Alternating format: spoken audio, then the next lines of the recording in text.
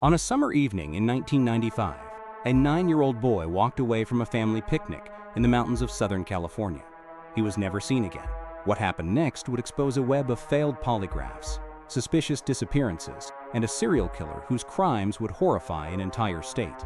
This is the story of Jack Phillips and the monster who may have taken him. Big Bear Lake, California, August 6, 1995.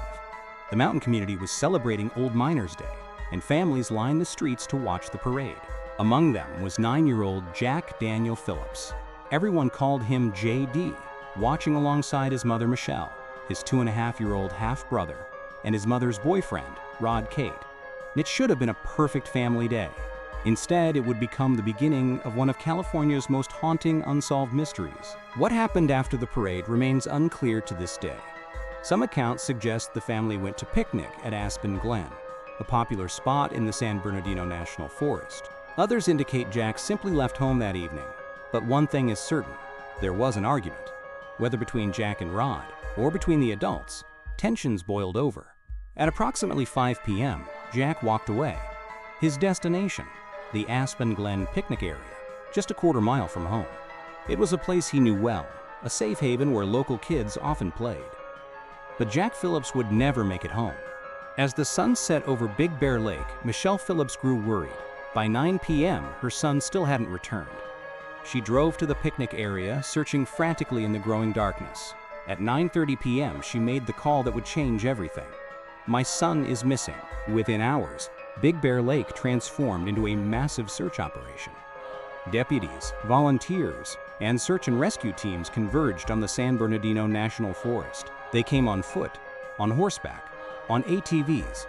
Helicopters thundered overhead, their searchlights cutting through the mountain darkness. For 7 days, the search continued with desperate intensity. On August 12th alone, 200 volunteers combed every inch of the valley. They searched cabins, trails, dense forest, and rocky outcrops. They looked everywhere a 9-year-old boy might go. But they found nothing. No footprints, no clothing, no trace that Jack Phillips had ever been there. Even more disturbing, the search dogs couldn't pick up a scent. It was as if Jack had simply vanished into thin air. The sheriff's spokesman made a chilling statement to the press. "I can tell you where he's not. He's not above ground in this valley." The ground search was called off. The case was turned over to detectives, and the real investigation began. Flyers were distributed throughout Southern California. Police questioned every registered sex offender in the area. The Center for Missing and Exploited Children joined the case, broadcasting Jack's photo on cable TV. A $5,000 reward was offered for information. Then came a disturbing phone call. A relative in Bakersfield reported receiving a collect call. She thought she heard Jack's voice, but when she accepted the call, the line went dead. Police were never able to confirm if it was really Jack. A witness came forward with crucial information. They had seen Jack walking back toward home from the picnic area around 5:30 p.m. And a friend revealed something heartbreaking. Jack had told him he was tired of the arguing. As investigators dug deeper, 2 names emerged as primary suspects. The first was close to home, perhaps too close. Rod Kate, Michelle's boyfriend, became the focus of intense scrutiny. Police questioned him extensively and administered polygraph tests. According to a detective on the case, Kate failed not once, but twice. The night of Jack's disappearance, Kate was arrested on a parole violation related to weapons charges. Later, he was arrested again for failure to appear in court. Rumors swirled through the tight-knit Big Bear community. Whispers of abuse, of a troubled relationship between the boy and his mother's boyfriend. At a press conference, a desperate Michelle Phillips made a public plea. JD told a friend he was tired of the arguing. "Jack, I love you. Ronnie is not at the house. Please come home. You're not in trouble. You won't be on restriction. Just come home. I love you, JD." But despite the failed polygraphs and suspicious circumstances, police had no physical evidence to charge Kate.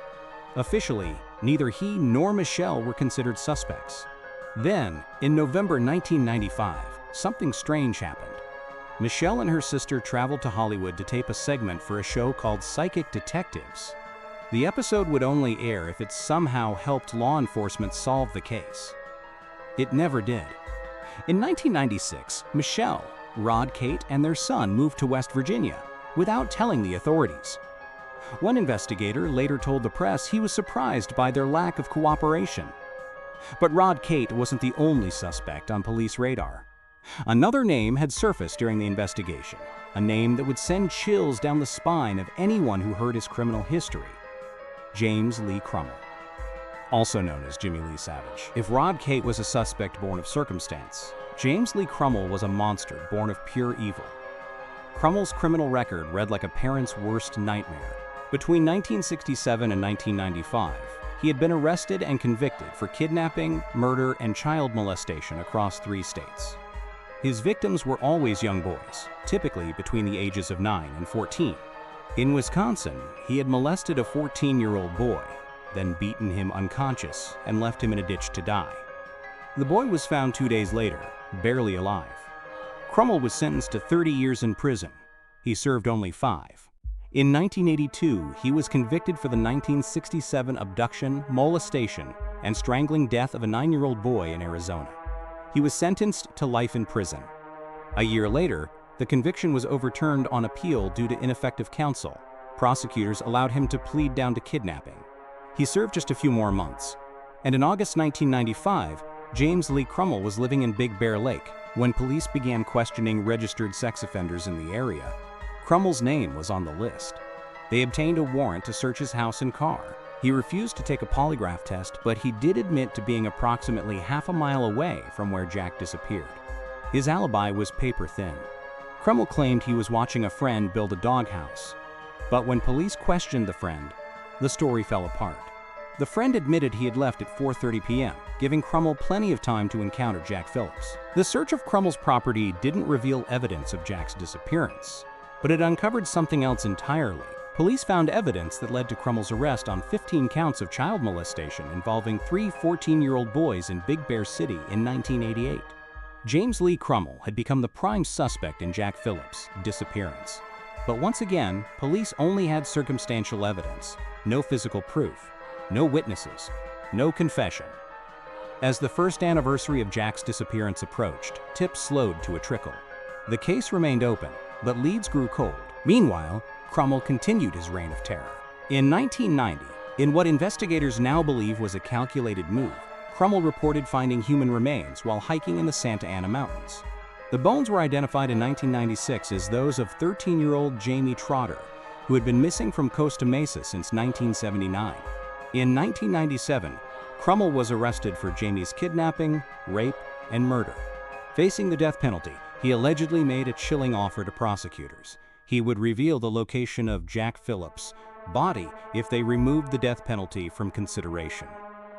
The prosecutors refused. In 2004, while already serving a life sentence for another molestation case, James Lee Crummell was convicted of Jamie Trotter's murder and sentenced to death. He was transferred to San Quentin State Prison to await execution. The Riverside County attorneys handling the Trotter case had offered to work jointly with San Bernardino County to prosecute Crummell for Jack's murder.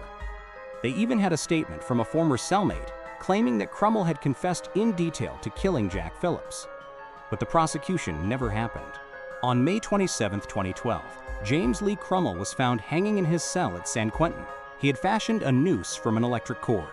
The monster who had terrorized children for decades was dead, taking his secrets with him. Police had theorized that Crummell, who was living in Newport Beach with a partner who owned a boat, had taken Jack out to sea and disposed of his body in the Pacific Ocean. It would explain why no trace of the boy was ever found in the mountains around Big Bear Lake. When news of Crummell's killing himself reached Jack's father, Jack Phillips Sr., his reaction was telling, "I'm not sorry to hear he died, but it doesn't bring us closure." 2 months after Crummell's death, Michelle Phillips, who had reconciled with Jack's father and was living in West Virginia, passed away. She died never knowing what happened to her son. 30 years have passed since Jack Phillips walked away from his family and into the California wilderness. The case officially remains unsolved, though most investigators believe they know what happened. Was it Rod Kate, the boyfriend who failed multiple polygraph tests and fled the state without telling authorities?